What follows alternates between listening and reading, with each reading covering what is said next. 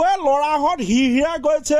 ভমক ভমক গৰমে যেতিয়া মৰম কৰিবলৈ ধৰে মই কলো খতম তাকে স্যাৰ ইমান গৰম ফেন নাই এচি নাই ফেন বিচাৰি মাক চকলা এতিয়া প্ৰতিবাদহে কৰিব লাগিব পায়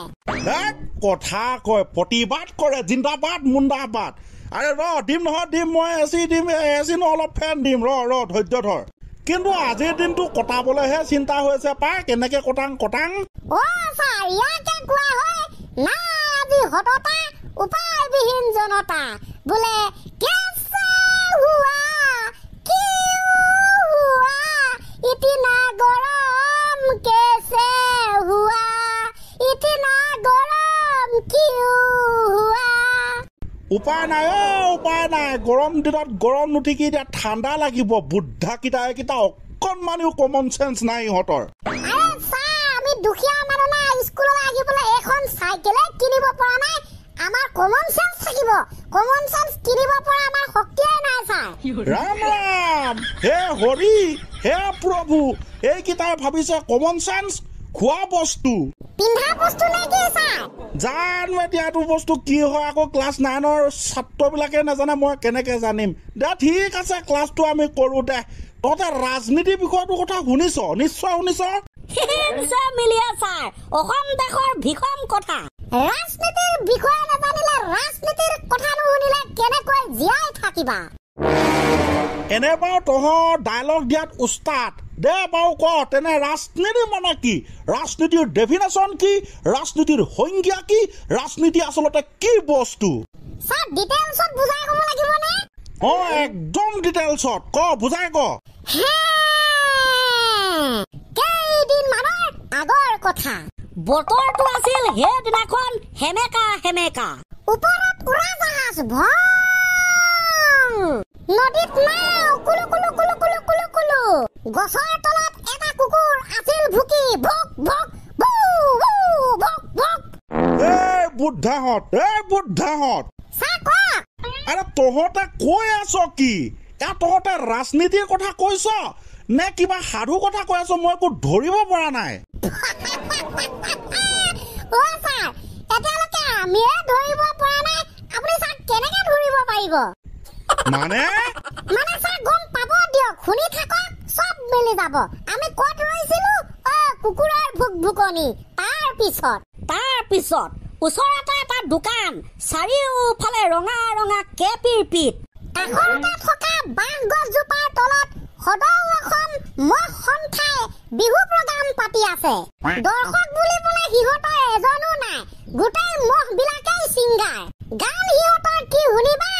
পিং পিং পিং পিং পেনেনেং পুননং দেৱ বিজন 102খন হাতত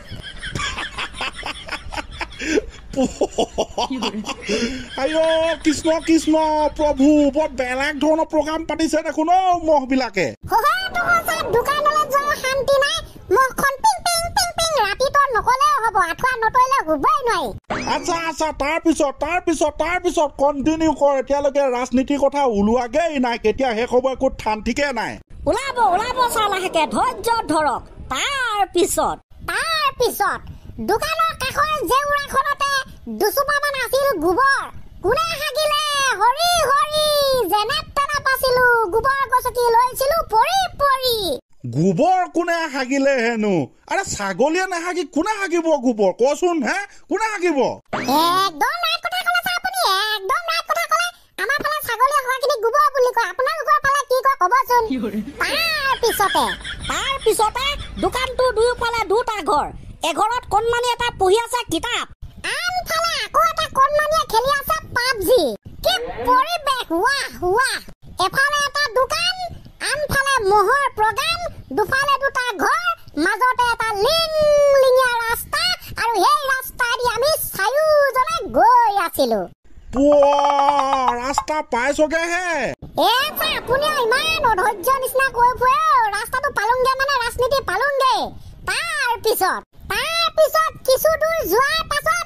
ইফালে এখন ফিল্ডত এখন ডাঙৰ সভা হৈ আছে তাত দুজনমান ব্যক্তিয়ে ভাষণ দি আছে বোলে কেনেবাকে যদি আমি জিকি যাওঁ আপোনালোকে ভোট দি আমাক জিকাই দিয়ে তেন্তে আপোনালোকৰ সকলো হৈ পৰিব ফ্ৰী ৰাস্তা ঘাট সকলো বনাই দিম প্ৰয়োজনত ৩,৪০০ সকলোকে দিম চৰকাৰী ঘৰ সকলোৱে পাব দুৰ্নীতিমুক্ত অসম গঢ়িম বাংলাদেশী সমস্যা খতম কৰিম এচেপ্টা গতিকে ছাৰ সহজ কথাত ক'বলৈ গ'লে আটাইতকৈ ইজিলি বুজিবলৈ হ'লে এয়াই হৈছে ৰাজনীতি বৰ বেলেগকে বুজনি দিলি ল'ৰাহঁত আৰম্ভণি কৰিছিলি কি আৰু পৰিসমাপ্তি ঘটালি কি সঁচাই এয়াই নেকি ৰাজনীতি হ'ব পাৰে ছাৰ আমি সেয়া বুলিহে জানো বাৰু যি কি নহওক ৰাজনীতি হৈছে এখন সাগৰৰ দৰে ইয়াৰ কনচেপ্ট ইমানেই ভয়ংকৰ ইমানেই গভীৰ ইমানেই দ আমি বুজিব কেতিয়াও নোৱাৰোৱেই শেষ কৰিবই নোৱাৰো বুজি নহয় বুজিবতো নোৱাৰো বাৰু এইটো কেতিয়াও হ'লেও ৰাজনীতিয়ে হৈছে সকলো এয়া চৰকাৰ গঠনৰ ৰাজনীতি হ'ব পাৰে অন্যান্য সৰু সুৰা ৰাজনীতি হ'ব পাৰে মুঠতে ৰাজনীতি আৰু ৰাজনীতি হাংগামা ৰাজনীতি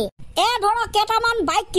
কংগ্ৰেছবিলাক আঁতৰি দিয়ক হিমু মামা আহিছে বিজেপি আঁতৰি দিয়ক গৌৰৱ গগৈ আহিছে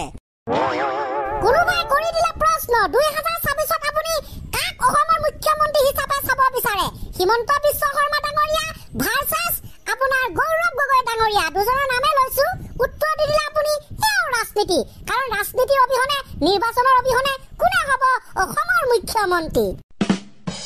সেইটোৱেই কথা সেয়াই মহিমা হিমন্ত বিশ্ব শৰ্মা ডাঙৰীয়া ভাৰ্চেছ গৌৰৱ গগৈ ডাঙৰীয়া কাক CM হোৱাটো আপুনি বিচাৰে কমেণ্ট এটা কৰি দিবা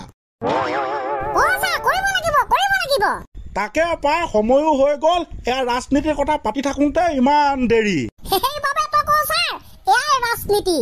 যে ইয়াৰ কথা পাতি থাকোঁতে আজি ক্লাছ খতম এটা বিষয় শেষ ইয়াৰ গভীৰতা কিমান গম পালে একদম ঠিক কথা ক'লি একদম ঠিক কথা ৰাইট 100% সঁচাকে দে বাৰু তেনে বহুতখিনি কোৱা হ'ল ন তেনেহ'লে আৰু ইয়াকে কৈ আজি ৰাজনীতিও খতম ক্লাছো খতম জিও খতম তো নতুন এটা ক্লাছত লগ পোৱাৰ প্ৰতিশ্ৰুতি আজিলৈ ইমানতে লৈছোঁ আমি বাই বাই ন বাই বাই বাই বাই দে হ'ব